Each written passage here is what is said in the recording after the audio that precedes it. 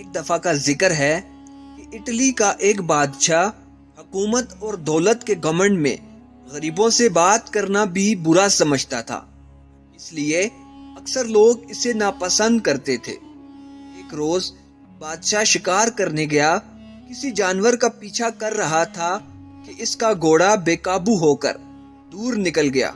تمام نوکر، سپاہی، وزیر سب بچھڑ گئے اور بادشاہ تنہا رہ گیا۔ اتنے میں ایک کسان نے بادشاہ کے گھوڑے کی رکاب پکڑ لی۔ اس کی شکل ہو بہو بادشاہ سے ملتی تھی، فرق یہ تھا کہ اس کی پوشاک اور حالت غریبوں جیسی تھی۔ اس نے بادشاہ سے کہا کہ میں 3 دن سے حضور کی ڈیوٹی پر بھوکا پیاسا چلا آ رہا ہوں، مگر کوئی میری فریاد نہیں سنتا۔ بادشاہ غریب کو میلے کچیلے کپڑوں میں دیکھ کر یہ کہتے ہوئے آگے بڑھ گیا کہ میں ایسے لوگوں سے بات نہیں کرتا۔ غریب کسان پھر بھی اس کے پیچھے پیچھے چلتا رہا، یہاں تک کہ بادشاہ ایک تالاب پر پہنچ کر گھوڑے سے اترا۔ اس نے تاج اور کپڑے اتار کر ایک طرف رکھے اور نہانے کے لیے تالاب میں اتر گیا۔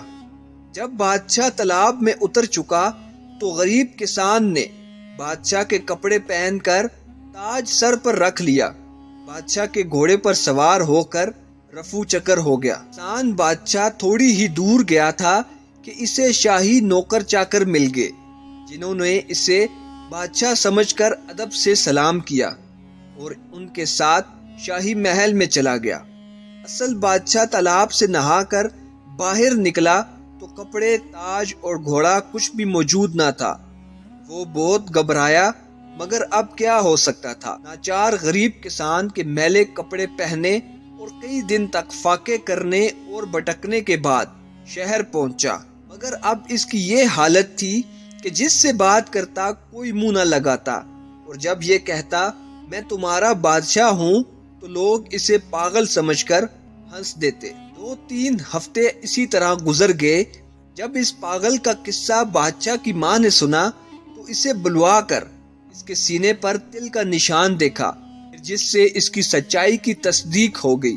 کسان نے اصلی بادشاہ کی یہ حالت دیکھ کر کہا، کیا تم وہی شخص ہو جو دولت اور حکومت کے گھمنڈ میں غریبوں کی فریاد نہیں سنتے تھے؟ اس کی سزا دینے کے لیے میں نے یہ سب کچھ کیا تھا۔ اگر تم گھمنڈ چھوڑ کر رحم و انصاف کا اقرار کرو تو میں تمہارا تاج و تخت واپس کرنے کو تیار ہوں، ورنہ ابھی قتل کا حکم بھی دے سکتا ہوں۔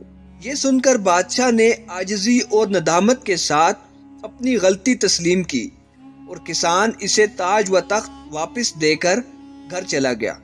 جس کے بعد بادشاہ نے اپنی اصلاح کی اور چند دنوں میں اس کی نیک نامی کا ڈنکا دور دور تک بجنے لگا۔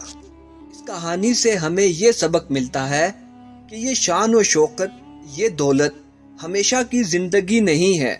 اللہ پاک بھی اسے پسند کرتے ہیں جو رحم دلی اور عاجزی اختیار کرے اور دوسروں کی مدد کرے۔ دوستو، اگر آپ کو یہ کہانی پسند آئی ہو تو ویڈیو کو لائک کریں، چینل کو سبسکرائب کریں اور ویڈیو کو دوستوں کے ساتھ لازمی شیئر کریں۔ شکریہ۔